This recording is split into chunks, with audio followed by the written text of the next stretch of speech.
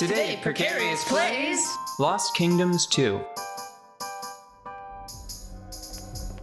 Speaking of cliche video game tile and or block puzzles, how many of those have you had to experience? I don't think I've subjected you to very many of the games where they were like the thing. It's sort of like the background static of 90s and early 2000 RPG design. You're not sure what you want to do for an area, you put in a sliding block puzzle. I mean, just Zelda. Like Legend of Zelda block puzzles, but those are generally pleasant, so... I don't... I mean, we played that Tomb Raider game, but... That's true. I mean... Some. There are certain types of slidey block puzzles that I don't like, though.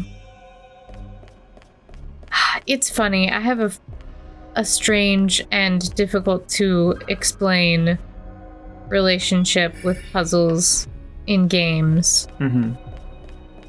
And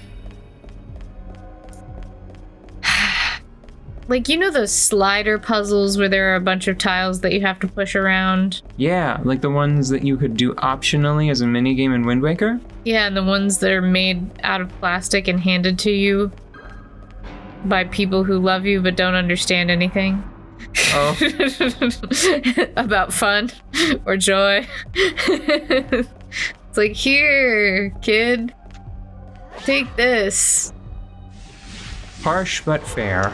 Hey, look, the other option would be one of those puzzles with the little metal balls in it that you can tilt around in a maze. Those are infinitely better. Infinitely better. Anyways, the point is, weird analog toys aside, I don't like those slidey puzzles. I don't like any version of them. When they're difficult, they're frustrating, and when they're easy, they're annoying. So, like, I think that there was at least one in Wind Waker. At least one, and I didn't like that. Every time I see one of those, it's just like, oh man, really? This? I'm pretty sure that, yeah, it's on the island that you get as a gift from the teacher. Yeah, And- people who love you but don't know anything about fun or joy. Yep, sounds about right. Yeah, well, it's this. I like it. I like it because it's this wildly optimistic worldview where it seems like the teacher on I think Windfall Island is the wealthiest person in the world. Yeah, as it should be.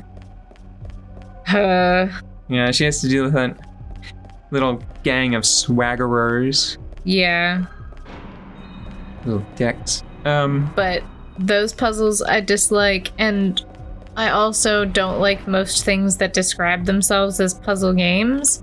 Yeah. However, I really liked, what was it? The word puzzle game? Was it Scribblenauts? No. Yeah. Scribble, you type in words and then it gives you a thing. Yeah, I Whatever thing really you type in. destroyed Scribblenauts. And I don't do that to very many games. So maybe word puzzles are fine. Man, I didn't. Did you like Scribblenauts? I don't know how much I liked it, but I had a fascination with it that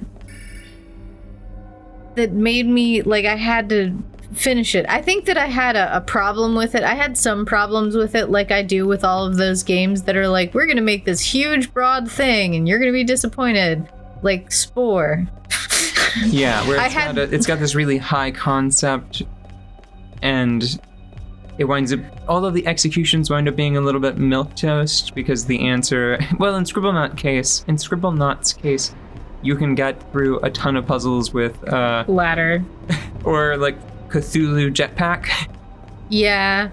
Yeah. It was a lot like that. So, but I don't know. I don't regret playing it, and I didn't want to stop playing it. I think I wanted to teach it a lesson. I don't know what my vendetta against that game was. I don't want to continue to play it. No, that's called a hate play, and I am well versed. Though, like, I think I did though. I should mention that. Oh, that's why I asked sort of incredulously. Did you like Scribblenauts? I didn't not like it. I don't think I liked Scribblenauts. There were aspects of it that were fun, but it was not nearly as demanding of my creativity as I was hoping. That's really what it boiled down to. And some words that were not included seemed kind of silly when Jetpack Cthulhu was an option. Or Assault Rifle Jesus. Yeah. Well, was it? I don't know. I'm pretty sure you could get I didn't try that one. I was always trying to go for the weirdest thing. If you couldn't get Jesus, I'm pretty sure that you could use God, and it would give you... Oh, yeah. You got... I think I inadvertently solved this one already, but I like this. Yeah? Yeah, so you can come up here, and there's a card, which is actually more of a distraction from a puzzle solution. Mm-hmm.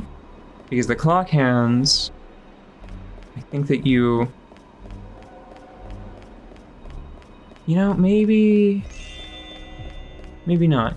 I think that clock might come back into play in the central chamber over there. Mm-hmm. Anyway, I'll try to keep that in mind. It was pointed at 1 o'clock. Yeah.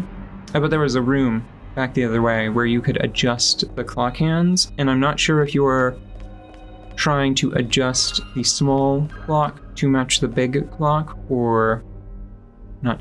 Throw thine card at the hilt of the sword. Okay. Mm-hmm. Well, as far as puzzles go, it's complicated because there are so many puzzles that I just don't like. Because they're tiresome. Like, they're not fun when they're difficult or easy. That's what I don't like. Like, if it's really difficult and it's not fun, but it's also not fun when it's easy, then just make it a doorknob. Like, just let me turn it. So, it just seems kind of time-wasty. You know, I mean, if you were to ask me, most of the time I would say that I'm not a fan of abstract puzzles for the same reason why after a certain point in school I was really bored by math. Mm-hmm. Because it was just sort of... I had a problem with math class after a certain point because my teachers were no longer able to give me examples of what I might use it for. Yeah. And it felt like just math for the sake of it, or math for the sake of demonstrating that I could learn the math. Yeah. Which is not very satisfying for, most people. The hilt of the sword.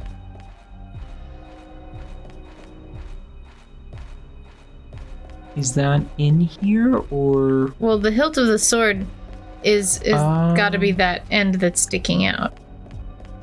Because if you see the wall symmetrically, the thickness of the wall symmetrically curves to a tip away from where you're standing. Well, wait, are you... No, I think that... Do you see an actual sword in this environment that I'm missing? Yes. I see a sword shape. And no, I think that I'm looking for a literal physical sword, but what are you talking about? If you stand in front of that pedestal, well, somebody's not straight away from you, the wall is shaped like a sword. What? The thickness of the wall, it's thicker where you're standing, it widens like a hilt, then you go into either room and the wall curves away. Okay, now that we've got a second, what insane nonsense are you going on about? Okay, if you go turn around. Yeah? That is the hilt. No! That is the guard. No! No, this is not... They are not... No. No. Yeah. No. They want you to throw it into the pit. No. No. I refuse. Look at it. Look at it on the map again. Zoom in. Hold on.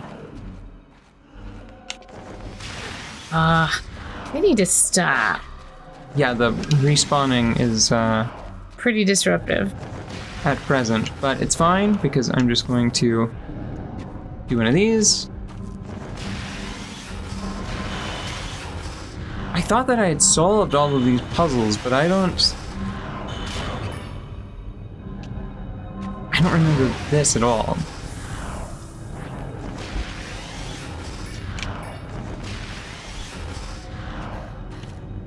Telling you, it's the room. The room is the sword. The hilt is the...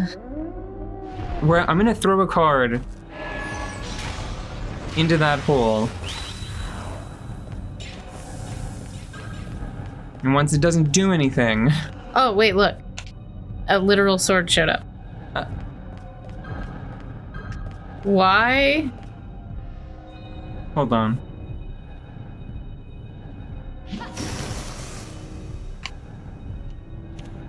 What the hell?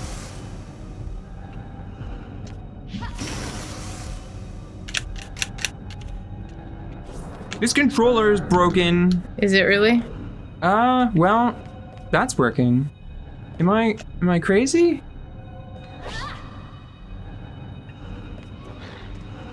Huh. I kind of figured that that's what I was supposed to do. Maybe... you know what? I got a blade of skill. This is... Cool. Call it a win. The room is shaped a little bit sword-like, though. Whenever I saw it on the map, I started to believe you. I kind of wonder if maybe it's the sort of situation where, like, you're supposed to throw a card in the hole, and if you don't figure that out, if you just kill a certain number of enemies, they give it to you. Maybe I inadvertently attacked that direction and spawned the sword. Maybe.